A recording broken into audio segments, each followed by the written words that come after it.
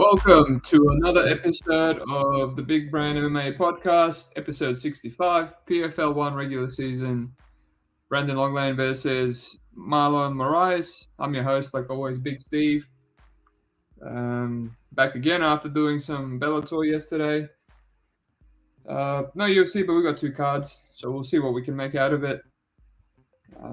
Eager to get straight back into it. Like usual, like and subscribe. I do appreciate the handful of people that subscribed since yesterday. Whenever I think about, is all this work really worth it? All these podcasts worth my time? Could be spending more time gambling and doing tape. You guys get me hooked back in with some subscribers. I do appreciate it. It does mean a lot, even though I don't really get much out of it. It's just fun to talk about fights.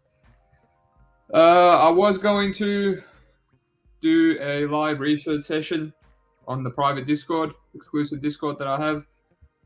On Twitter, people seem to show interest in it. So I said I'm definitely going to do it. I just had some trouble setting it up, some technical difficulties. Almost deleted everything on my laptop, which would have made me kill myself because I'm a designer. I have a lot of work on there that I didn't back up for clients. So yeah, that's I have to figure it out. I've been watching YouTube tutorials. So once I figure that out, I will be doing live tape study. People can see how I tape, what notes I do. I'll be giving commentary. People can comment, ask me questions.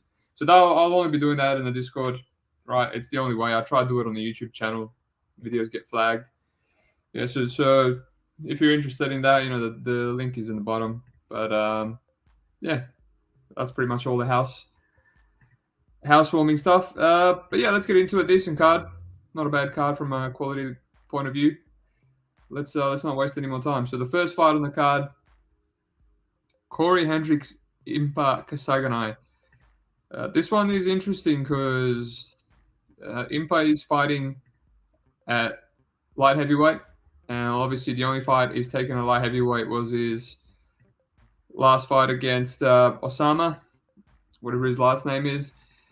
First reaction was Hendrix. Hendrix is a dog. Impa's a weird guy. Impa's good. He's kind of good, but he's also green at the same time. His best attributes are his physicality. He's strong. He's he's got some power. He was a big welterweight and maybe a decent sized middleweight. But he kind of loses a lot of those things at light heavyweight, which is why I consider the dog shot. And once you do the tape, it's like, Hendrix, he leaves a lot to be desired. He's the type of person that you want to play as a dog because, he's kind of losing a 30-27 to Chris Camozzi. Massive red flag there. Getting dominated by Hamlin until he got a rear naked choke. And in the second fight, should have been a clear 29-28 for Hamlet. I don't know how he got a split decision. He kind of rallied back in round 3, started landing some ground and pound shots, but that's typical Hamlet. He'll always gas out if the fight goes into round 3, providing he gets minimum resistance. Corey's a southpaw. His best assets are his, leg kick and head kick. Has a head kick KO on the regionals, Russian regionals, which is impressive. Good back takes. But yeah, it's one of those fights. On tape, Impod looks decent. Looks like the more talented, better fighter. His takedown defense is not the best. He can be taken down. Carlin Hill took him down on Contender Series. Buckley took him down multiple times. Obviously Magomed Aliyev on Eagles FC. These are all at welterweight, right? So you would assume that a light heavyweight, even though Hendrix is not the best wrestler, he has hit takedowns on people. That's got to even out. Surely he'll be able to hit takedowns on Impa if he times them well, at least. Osama El Saidi took down Impa. Impa does have good get-ups, and Hendrix does have good back takes. So, if he does rush to get up, maybe he can get his back taken. Hendrix also been hurt by Hamlet twice. He's kind of getting lit up by Camozzi, which, again, it's a red flag. But that's Camozzi on all the roids. A lot of these PFL guys are on all the steroids. They look completely different. So it's the one that it's a fight that I'm tossing up on. I got an early line on Hendrix, $2.45, which, what does that have him at? $2.45 gives him a 40% chance to win. That's harsh at light heavyweight. But then you look at Impa. Impa's been knocked out. By Buckley at middleweight, knocked out by Carlston Harris at welterweight. Who does have some weird power. Yeah, it's a weird fight. It's a weird fight. At this worst line on Hendrix at $2.20, I'm kind of not as excited to play him. But yeah, it's a weird one. Really hard to get a read. I guess Hendrix, the main thing that sticks out to me here is Hendrix is a light heavyweight, Impa is it? But it's just what if Impa doesn't really look at that much of it at a weight disparity in there? He has the longer reach. Apparently they have the same reach actually. They're both 73 inches. It says 75 for Impa, but PFL had him at 73, so they corrected it. Yeah, I feel like this could be a competitive fight. It could be a competitive fight. Hendrix going to fight for your money. Even if he's losing, he's going to be there for 3 rounds, potentially get 1 back take. But yeah, interesting fight. It's a dog or pass for me, but yeah, I would rather hit that early line. And might have to look into this one some more. Yeah, Impa was underweight. He didn't even make the 205 against Osama, so we'll see. But I don't want to fade him just because he's not a natural light heavyweight. We'll see. All right, let's move on. Delan, Monte, Flores, one of 2 Floreses on this card. Another interesting one because I'm kind of going back and forth. What do I do here? Monte is minus 200. I have a feeling like he could potentially run through Flores. Flores is, just a really unathletic wrestler, grinder guy. He reminds me of John Gunther. If everyone remembers the sheep shearer from Ultimate Fighter, John Gunther. They both just want to take down. They're unathletic. They're punching bags on the feet, and then eventually their opponents gas out, and they end up taking over with their grinding style. Now, Delan Monte, you look at his old footage. He has some grappling. He has a round 3. Pardon me. He has a round 3 armbar submission over Natalicia Fio, which was his last fight before PFL, and has a heel hook win before that over a bum. But he has been rear naked choked himself in 2018 by Carlos Eduardo, who doesn't have the best record. Das choked by Carlos Jr., which means nothing. And, he ran through Sorty. He's been a cash cow for me. I bet him as a big dog against Sorty, who's completely washed and had 1 knee. And I bet the under 1.5 against Junior. And I bet the under 1.5 against Rob Wilkinson, which that was a pick'em. That was a crazy line. And, yeah, Rob Wilkinson ran through him in under 2 minutes. But he actually cracked Wilkinson, and he kind of stumbled Antonio Carlos Jr. with the jab. So the guy swings. He comes in hard. All his fights in PFL were under 2 minutes. Seems to have some sort of grappling background, doesn't really use it, just comes out there swinging bombs. Flores seems durable, but he's been knocked out twice in 2015 in the first round. Jacoby kicked the crap out of him and he survived. Georgie Torres knocked him out in round 1 in 2022 just recently. And then, if the fight gets extended, I think he goes his way. Delan Monte hasn't been extended in a while. In PFL, especially if he comes out there swinging, I don't know what his takedown defense is like. A lot of his early footage is him going for takedowns, implementing a grappling game. He looks kind of gassy. Yeah, it's just a sloppy fight. I've been going back and forth between Monte and Juice.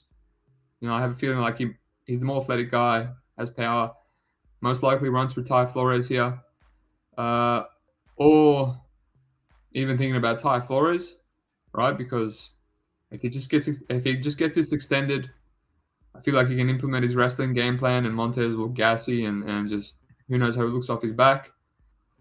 And I'm also thinking about the under 1.5. While taping, I was looking at the under 1.5, and then I was looking at footage, just thinking, where is this line going to be when I get it? Where is it going to? Obviously, I know the odds are out. Where am I going to get it? Will there be any value on it? Where do I cap it at? Flores, again, he's a punching bag, and he has been knocked out in rounds 1 3 times. But could he survive? And then on the other hand, if he does win, it's mostly a decision, but he has a good rear naked choke, which he hasn't gone for in a bit. And Monte is chinny too, right? I saw him cracked on the regional scene, but I think by that Fio guy. Carlos Jr. cracked him bad, and he was almost out on his feet as he went for the takedown. And obviously, Wilkinson knocked him out too. So he's chinny himself. So maybe there's a way where Ty Flores could potentially help cover there on the 1.5 as well. Let's look at that line now. Actually, on best fight odds, where are we? Probably going to be something juiced. It's $1.72. What do we have? $1.72. 60%. Maybe I'll play that. Maybe I'll play that. It has to be. Surely it has to be 65%. Just how aggressive Delan Monte is, how chinny he is, how hittable he is, and likewise for Ty Flores. Yeah. I guess that's the thing that I'll play here. But yeah, no conviction. Just be wary. If Ty Flores wins, most likely goes over the 1.5. Well, let's move on. Those first two fights were tough, and I feel like this third one is too. Sunbing, Jesus Pinedo, both these guys were in the UFC. Both of them are strikers. Both have kind of been letdowns, considering the hype they had. Bin Joe definitely fought the high level of competition. In UFC fought Tamar, which, not really anybody special, and Tamar cracked him, and he was wrestling him later on. The commentators were saying he really dropped the ball there. And then, came back after a 2-year hiatus and fought Tyler Diamond and got wrestled there, but he also dropped Tyler Diamond. He almost finished him and then rebounded on the Gladiator Osaka scene with the round 1 KO of Koiki Nakagawa.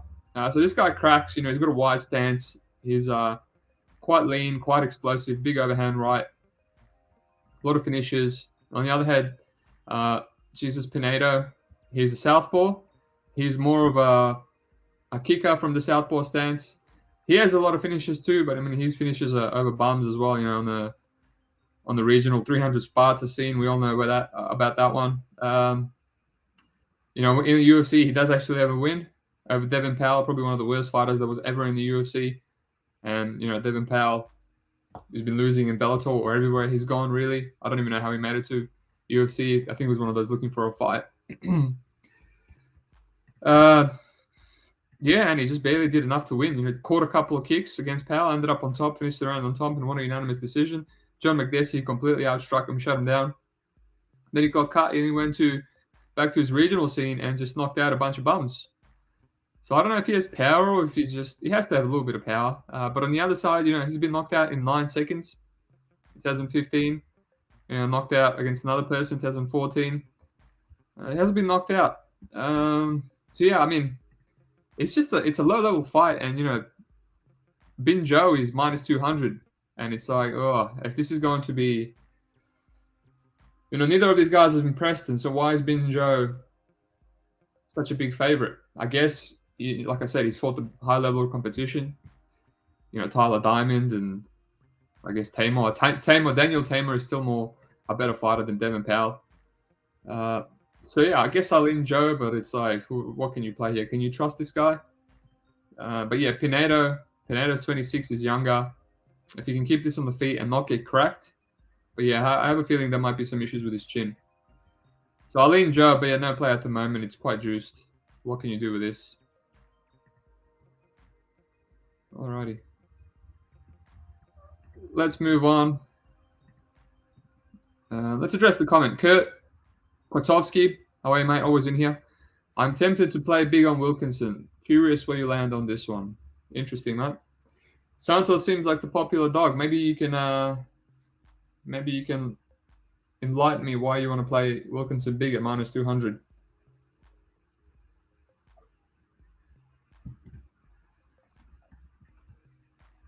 Alrighty, that's some good H2O. Alejandro Flores, Daniel Torres. I don't want to talk too much about this one just because, nothing that really interests me in terms of the lines. Daniel Torres is a beast, ex-KSW champ. The only guy to beat Saladin Panais and knocked him out as well. Bit of a meme, hit him with the forearm, knocked him out.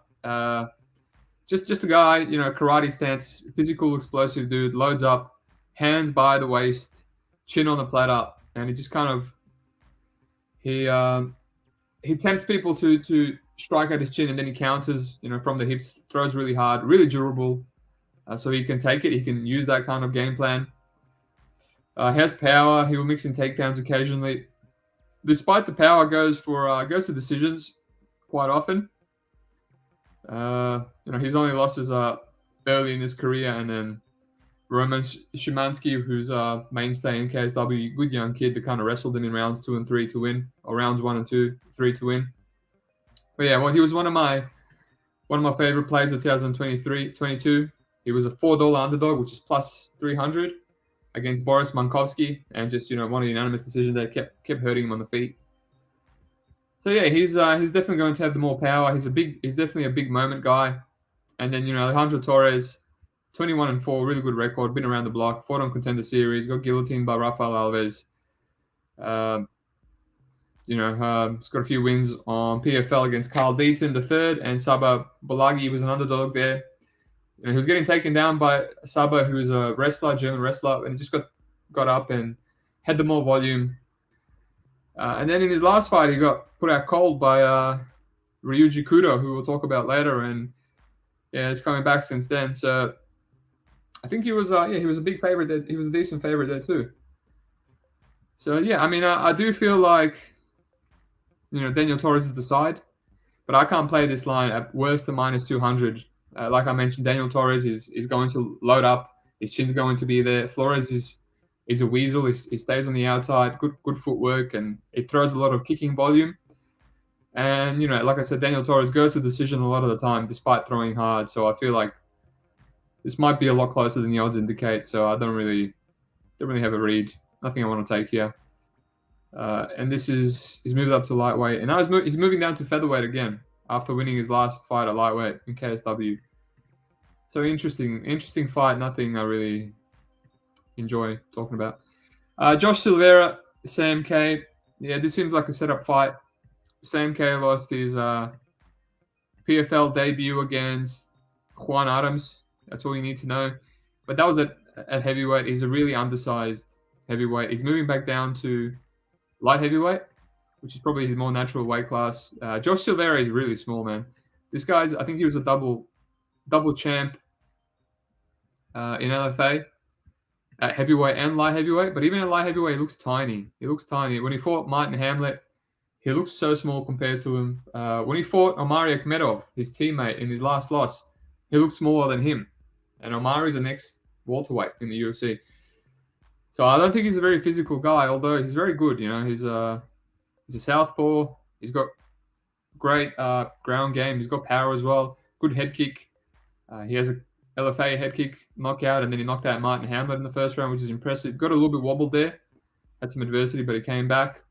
Against Omari, he just got outstruck by Omari. Got a couple of takedowns, and then he slowed down. Omari kind of shut him down, which was interesting. I had a feeling that might happen just because they were teammates. A lot of times these guys are trained together. They aren't able to replicate that, killer instinct in the cage. And yeah, Omari catches a dog there. But yeah, this Sam K, he is a boxer. He used to box for the Commonwealth Games, which is like the Canada, India, England equivalent of Olympics, much lower level. And yeah, awful ground game, awful record. Going through his tape, it's really old tape. 2014, and you can't find any of the fights in 2020 and 19. He made a return in 2021, again at heavyweight. Hasn't really fought anyone. Still has massive holes in his takedown defense. He did hurt Juan Adams. Maybe he can hurt Josh Silvera, but I feel like Silvera is going to finish him at some point. It's a big step down. The line is crazy. I did put him in some parlays. I'm going through like a limiting period with Bet365. It's driving me crazy. I can't hammer anything the way I want to. And yeah, like I said, it's annoying me. It's annoying me. So the only way to get around it is to kind of parlay. So if you parlay, let's say, Hendrix and Josh Silvera, then I can put more money on it. But if I put Hendrix solo, I can only put as much 2 in 300, which is nothing. It's peanuts for me, if you know my unit size. So yeah, I just kind of parlayed him with all the plays that I wanted to play. Sam K. I'll see if I'll keep it. Hopefully there's no upset, but I'm just still finalizing my bets. I wanted to get this podcast out and then, do some more tape, finalize. Probably won't finalize until tomorrow just because of weigh-ins. PFL is notorious for a lot of last-minute changes and fights falling out, a lot of dodgy stuff, if you ask me. We see that with Jalil Willis today in Bellator. That was one of my players, and I lost it. So I'll wait till tomorrow. I'll finalize. But, yeah, I think Josh Silvera runs through him to step down, barring him getting knocked out. Martin Hamlet, Mahmoud Fakhruddin. Yeah, this one's good. I taped this one extensively. I'm tossing up between, hammering Hamlet and passing. Obviously the line where he's currently at across the bookies, what do they have him at? Maybe 60, maybe 63%, something like that. I just think there's a potential chance that he might run through Fakhruddin here early. Fakhruddin is a kickboxer, really aggressive, explosive kickboxer. He's got power in his hands. My main issue with him is he's 38 years of age, and he's got an atrocious chin, right? So if you go through his career, let's go through it together, right? Been knocked out in 2018 by Taha Habidi, knocked out in round 1 by Gadziev. Then you go through his career and whatever. Kleber Silva in 2019. Kleber Silva's the guy I cashed as a big underdog on KSW. He does crack, so I'll give him that. There's no harm in that. Kleber Silva, dropped him in round 1, and then he came back, knocked him out in round 2, so good heart there. Fought Azamat Mazukhanov on the same day. Mazukhanov is a beast. He's in the UFC now. He's a light heavyweight. Got knocked out there. Got dropped twice and got put out cold. And important to remember, Fakhruddin is a light career welterweight, so that was an open weight. So they're both weighted in a heavyweight limit. So getting knocked out by heavyweights not that big of a deal. Daniel Pereira, he fought him for the title in 2020. Got a round 4 KO. I don't think he got dropped there. That's one of the only fights in the last 10 where I haven't seen him dropped or knocked out. But yeah, super hittable. Essentially, he loves to counter, and he waits for people to come in the pocket, and he just plants his feet and counters. But his head's there to be hit. So he kind of plays that game of hit me first and I'll hit you back. And yeah, just ate a lot of shots in that fight and eventually ended up being the more gritty guy and ended up getting the knockout. Then in his last 2 fights, he fought Mohamed Said Malim twice. In the first fight, got knocked out in round 1, dropped. And I think because of the one punch to the back of the head, they overturned it to a no contest. Then in the rematch in 2022, again, gets dropped. Looks like he's limp, out cold. And, survives and comes back in round 2 and gets a knockout. Now, this is also the same reason why I wanted to play Hamlet, a juice, and why I also I'm scared to play it. I want to pass. So, Fakhruddin, career welterweight, very chinny, can be taken down. I didn't mention this. So he goes for guillotines a lot. So a lot of these guys have taken him down. Azamat, Silva, Pereira, last 2 fights. And then Hamlet on the other side, massive, roided up light heavyweight, a proper size light heavyweight, all muscle. He's starting to hurt people in the PFL now, usually just a grinder. He hurt Corey Hendrix badly in round 1, hurt Corey Hendrix in their rematch. Brutal leg kick knockout of Cesar Ferreira Muchancha in 13 seconds. He hurt Antonio Carlos Jr., kind of stumbled him. And he hurt Josh Silvera, who we just talked about, on the feet. So this guy, he's so roided up now. He's cracking all these people. There is no reason why he can't knock out someone like Fakhruddin. And can also take down Fakhruddin. Potentially he can arm triangle choke him. There's going to be a big size advantage, disparity here. So I was like, this could be, at $1.60 at 60-something%. Hamlet could look massive favorite here. He can either come out, run through him, or he can come out with the game plan that he sometimes takes against lower level opposition. Take down in round 2 against Dan Spong, and he ran through him with the arm triangle choke. Minimum resistance, same as his fight against Prince Anulua before his PFL debut, and same against Torres Asplukis. That's a Lithuanian guy. That's very explosive karate dude as well. He's got power. And he kind of just wrestled him for 3 rounds because there wasn't much resistance from Theodora, so he didn't gas out. And he did the same to Corey Hendrix. So he can either come out here, he can potentially grapple Fakhruddin, he can potentially finish him early with a submission or a KO. and look decent value even at this line. But on the other side, if he doesn't hurt Fakhreddin, if he doesn't finish him and he hurts him, and Fakhreddin ends up, standing up and swinging bombs, I can see Fakhreddin coming back and getting a knockout like he did in his last fight, against Kleber Silva, like in that fight, or in the round 4, title fight where it was a back and forth fight and he ended up being the more greedy guy. So if you don't finish this guy will swing to the death. And Hamlet has dropped the ball multiple times, Dropped Carlos Jr., then instant rear naked choke right after that, right? With not much danger of that here. Dominating Corey Hendrix 2 rounds to nil. Gets rear naked choked with less than a minute to go. Hurts Josh Silvera. Eats a head kick and gets finished in the same round. That's one of the main reasons why I'm scared to play him here. If he didn't get knocked out so easily there, maybe I would play at the juice. And even Corey Hendrix in round 3, is getting lit up by him in the rematch after his winning. But that's the thing here, you play the juice, you kind of force it, and he doesn't get that round 1, and then you're sweating bad. But this is the one where I want to kind of see the weigh-ins. I did go on Fakhreddin's Instagram, and definitely he's got the chub around his midsection. He's definitely, despite fighting a light heavyweight last few times, and despite being allowed to take roids at PFL, not looking any different than usual. But yeah, I mean, I lean Hamlet is just, if he doesn't get the finish here, Fakhreddin will get up and fight for your money. He'll be there till the death. You will have to put him out. But yeah, who knows? Maybe Hamlet can just come out here and still get the 3-round grappling decision. I'm still thinking about it. I might just force a play on Hamlet and hope for the best. We'll see what the under is at. No, hasn't opened up yet. Bellator's tomorrow, and the props haven't opened up for me either, so might be like a last-minute thing. But I'm going to look at the unders. The only way this goes over is, I guess, if Hamlet really gets to implement his extremely strong grapple-heavy game plan. But I feel with the size disparity, I think he might get a submission at some point. He's got a really good arm triangle choke. So yeah, that's where I stand on that fight. Let's move on. Live bet will be amazing on this fight, but unfortunately falls just before main card. Alrighty. Chris Wade, Bubba Jenkins 2, the rematch.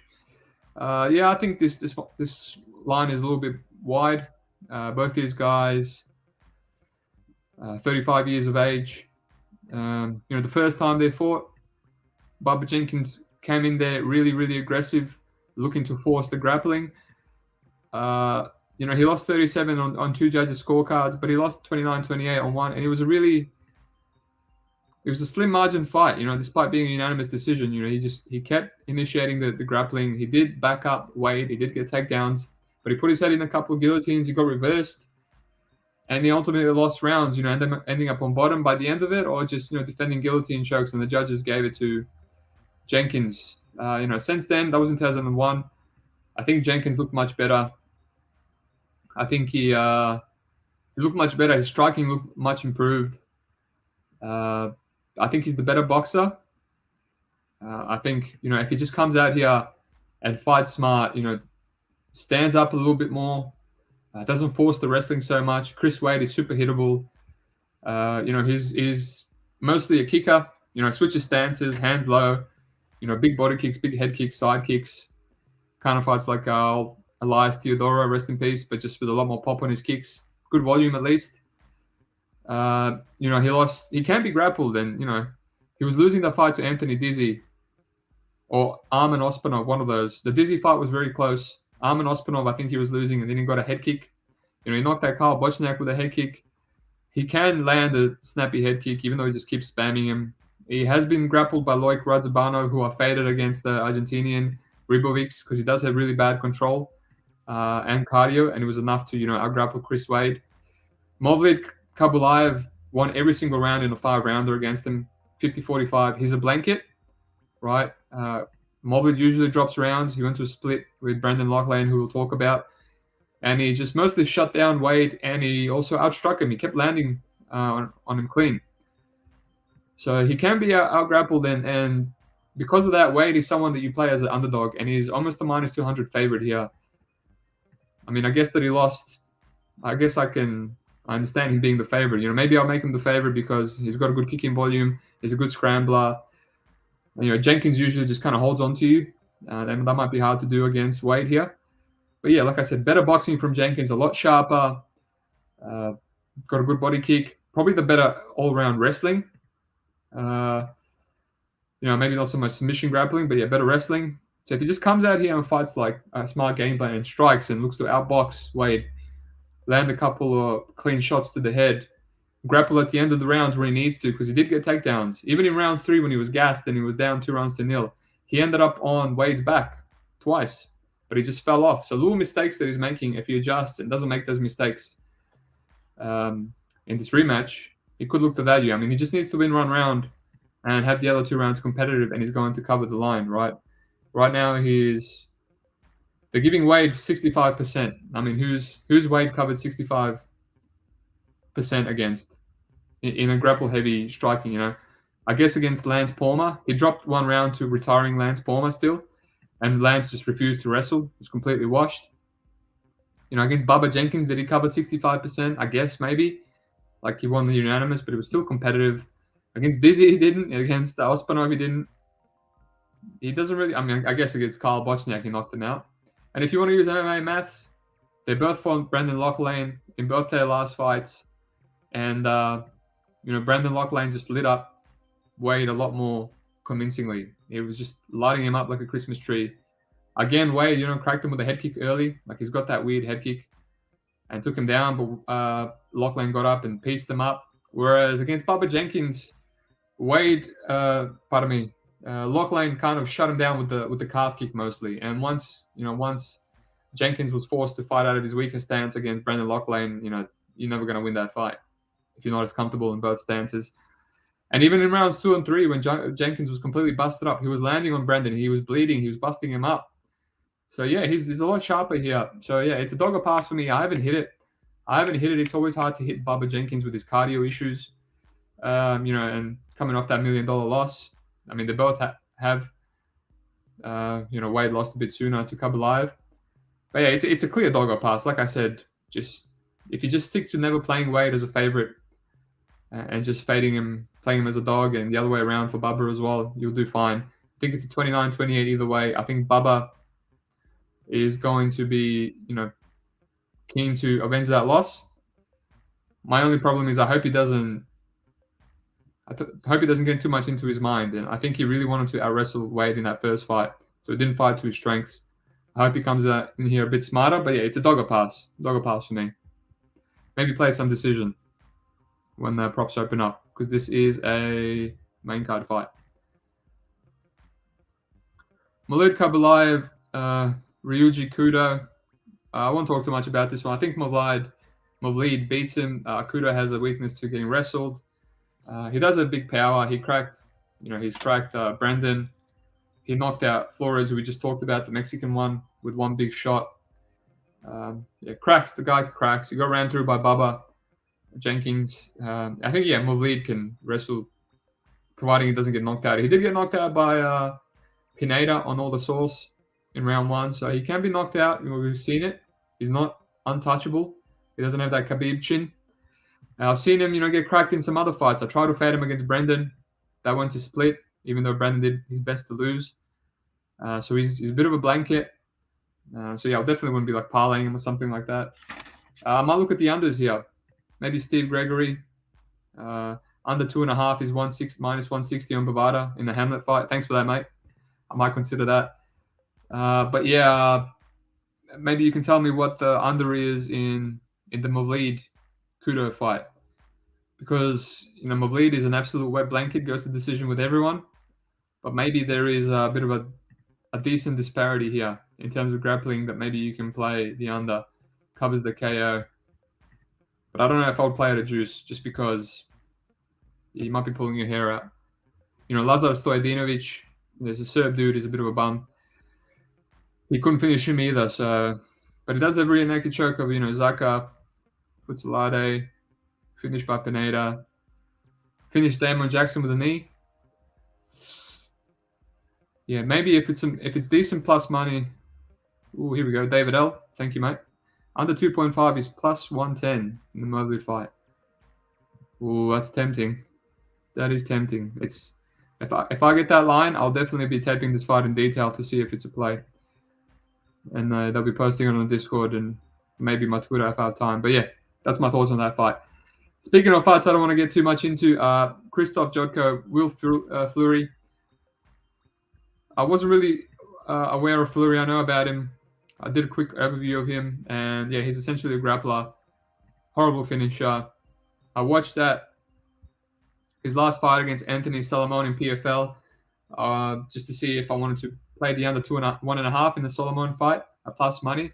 Massive regret passing on that, and that's just a horrible, horrible fight. Horrible to watch. Jodko's coming in on short notice, and he's moving up, and he's massive juice. I get it, because this is a big step down for him, going from decent level UFC competition. But yeah, it's just, how can you play someone like Jodko at this juice line when most likely he goes to a decision, doesn't really separate himself from his opponents, up at light heavyweight as well. But yeah, the problem is Will Flurry wants to grapple, and it's really hard to grapple Jodko. He's got elite submission defense. He survived on the ground against GM3. He was comfortable in submission attempts. When you watch his tape, really, really high quality submission escapes. This guy knows, day one stuff. Knows how to escape an armbar, knows how to escape a guillotine, stays calm in there. Against Serkinov, against Meerschaert. I was surprised that Braylon Allen submitted him, but Braylon Allen, elite rear naked choke. I had a feeling that he might actually submit the guy that he just submitted, the 3rd degree black belt. That's how good his rear naked choke. I mean, he's got Jodko on his scalp. He's got that Brazilian that he just beat, and he's got Holland. He's a Travis Lutter black belt via rear naked choke. So no shame getting rear naked choked by Brandon Allen. I just don't think Will Flurry is going to submit Krzysztof Jodko, and at that point he needs to win a grapple-based decision against a guy that's really hard to grapple and he's got good volume on the feet. So yeah, no conviction on this fight. Maybe some good live betting opportunities. Maybe Flurry gets some sort of success and we get a better live line on Jodko. Maybe Jodko by decision, a juice. Yeah, it's a tough one. No conviction. Let's move on. Rob Wilkinson versus Thiago Santos. This is a good fight. Yes, Santos is a popular dog. I get it at first glance, and then after tape, I feel like it's a rough matchup for him. It's a rough matchup just because Rob being at 80 inches of reach, being tall, pressuring, just doing the meat and potato striking, jab, good knees up the middle, calf kicks. And Santos looking to back up and counter like he's doing a lot in his Steve Gregory Moraes. Yeah, Moraes is the guy that Brendan Allen submitted. 3rd degree black belt. Thank you, mate. Yeah, I think that's the style. I find it hard to play Santos. I know he kind of looked good against Jamali Hill. That's because he used his wrestling. And he couldn't really... I don't think he's going to be able to wrestle someone like Rob Wilkinson as much. Now, Rob Wilkinson is very, very well-rounded. I know he's fought nobodies in his PFL run. Bruce Soto, a welterweight. I bet him there at juice. Victor Pesta finished him, chinny guy. Delan Monte, we just spoke about him, chinny guy. And Omari Akhmedov, I contemplated playing Omari there. And, yeah, just the ex-welterweight, the reach and the cardio is just too much to overcome. And Omari was cracking Rob Wilkinson, but I think Wilkinson has a good chin. I made that decision. When I taped his, Bachat Dazaria and Israel Adesanya fight. Both those times he lost the knockout just because from exhaustion.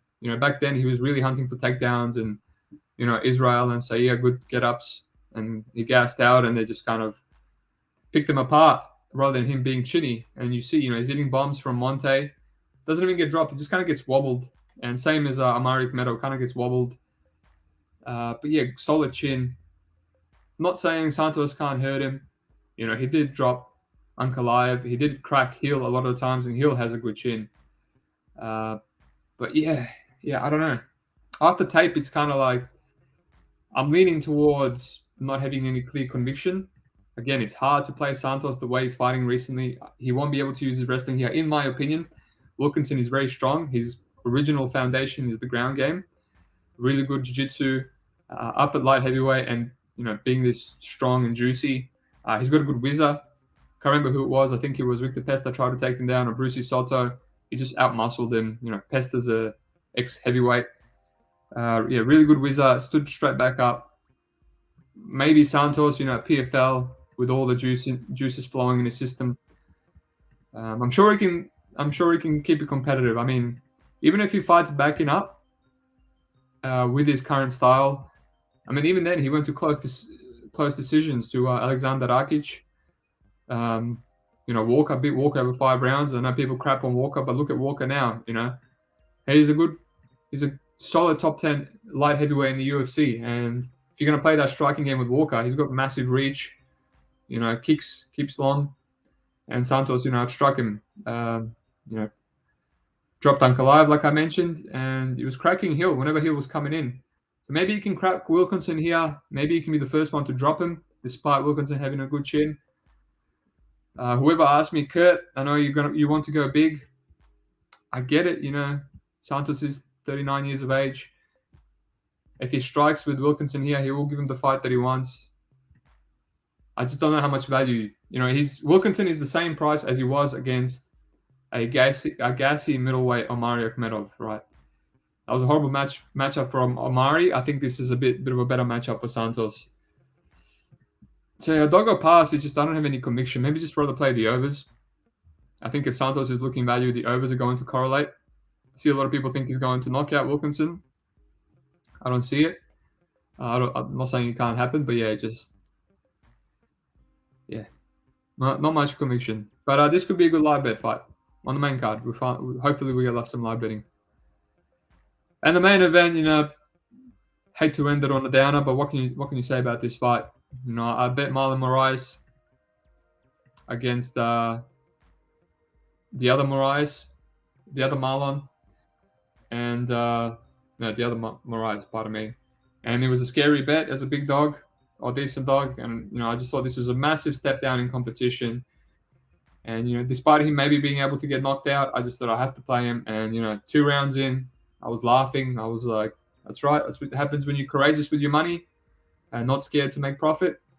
I just thought Marlon looked minus 1,000, just cruising, being way faster, mixing in takedowns when he needed to.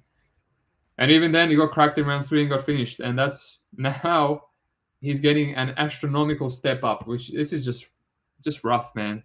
Brendan Loughnane coming off winning the $1 million, and they're giving him a massive step down. And I mean,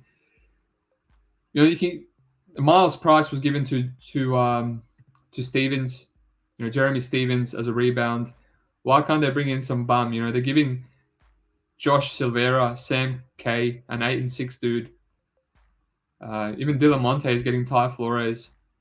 Why can't Marlon Moraes get some bum off the regionals to get him an easy win?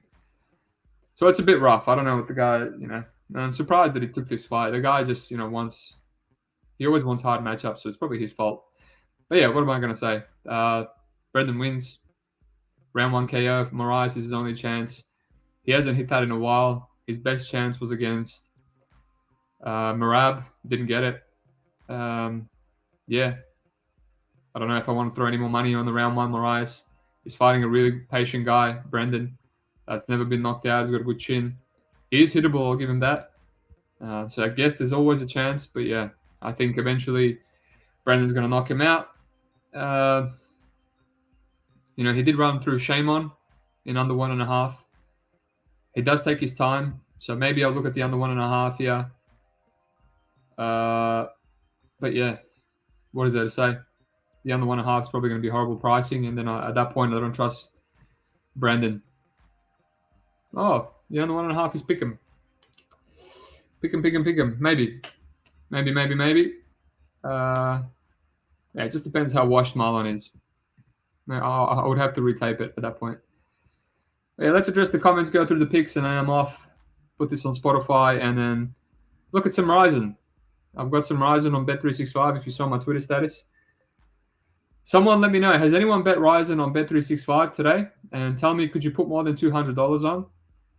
Because I got one of my friends to bet for me, and they only accepted $180, and his account should not be limited. He just made it. So let me know if that's just the limits. If anyone bet Ryzen today, let me know how much money you could put on. I'm curious. Let's go through the comments. George Nero, once again in here. Thank you, mate. Sup, mate? Appreciate the brief breakdowns, especially on the UFC week off. Of course, mate. If there's no UFC, I'm definitely doing these. Sometimes I might not get a chance if there's UFC on, but yeah, definitely on the off week. David L, think the age is a major factor in this one for Santos. Yeah. I mean, he's been old for a while. He was old when he had a competitive fight with Hill. He was old against Ankalaev. He's going to be on the juice.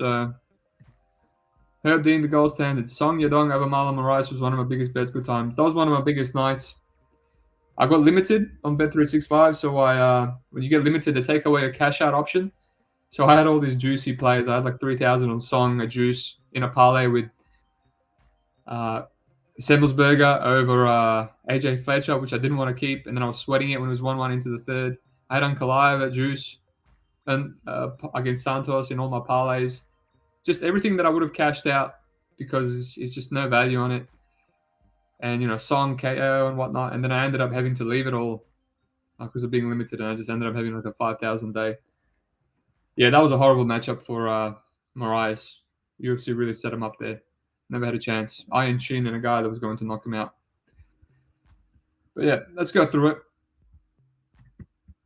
So Corey Hendrix, Impa Kasanganai. Yeah, hard fight to get a read. Impa seems the better guy, but I'd light heavyweight. Corey will fight for your money. Good back taker. The much bigger guy. Dog or pass. Not sure how I feel.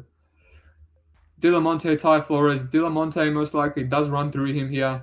If he doesn't, Ty Flores can implement his game of a boring grapple fest. Does have bad wrestling though, so yeah, maybe the 1.5 is good here. Delan Monte will be very aggressive. Sunbing Joe, Jesus Pinedo. I mean, I lean Joe. I think he's the better fighter, but Pinedo is young. He's just super low output. Could be a striking fight. Some money coming in on Pinedo now, so we'll see. Flores, Torres, no interest. Torres is a bit juicy. Josh Silvera, Samkai is set up for Silvera. We play some unders. Hamlet, Fakhreddin. I think this could be a setup for Hamlet, but if he doesn't get Hamlet out of there, Fakhreddin out of there, Fakhreddin will go out swinging, and Hamlet could lay an egg. The under could be good there. Chris Wade, Bubba Jenkins, dog or pass here. I think Jenkins at least wins one round. It should be a competitive fight. Don't understand the line. Kabalaya versus Kudo. I mean, I guess it's a dog or pass. Kudo has a puncher's chance. I might look at the under. Could be a big grappling disparity. Jodko, Flurry, pass. Rob Wilkinson, Santos. I mean, it's a dog or pass. Maybe some of the overs. I feel like it's definitely a more competitive fight than the odds indicate. And yeah, Brendan Loughnane, Marlon Moraes. What can I say? Brendan probably wins. Look at some finished props. But yeah, that's it. I mean, not much I can say. I'm definitely going to have some plays. I just have to do more work. I won't do any work until tomorrow when the weigh-ins happen and see what's fallen off. I will look at some Ryzen, do as much work as I can. Again, no one's answered me. Has anyone bet any Bet365? I don't think anyone has any Ryzen plays. George Janara, how do UFC vets usually do in their PFL debuts? Depends, mate. Depends who they get as a matchup. Antonio Carlos Jr. did great. Almost went to the million. Look nice and juicy at light heavyweight and on the roids. Stevens just looked just as bad as in the UFC, but they gave him Natan Schultz. Just depends on the matchups. Just depends on how in prime they are. But yeah, David L. It would make sense that the limits are low on Ryzen. 200 seems likely. Yeah, that's annoying though. It's Ryzen's tomorrow, so when are they going to increase the limits? It's bothering me. I don't want to take the card with $200 limits, But anyway, that's it for that. Like and subscribe. Join the Discord if you're interested. You want to chat about the regionals? Everything's in there. Once I figure it out, I'll be doing some live tape study only for the Discord people. Thanks for tuning in. Thanks for subscribing. Keep it coming. Means a lot. Makes the hard work worth the while. And other than that, good luck on your bets. Till next time.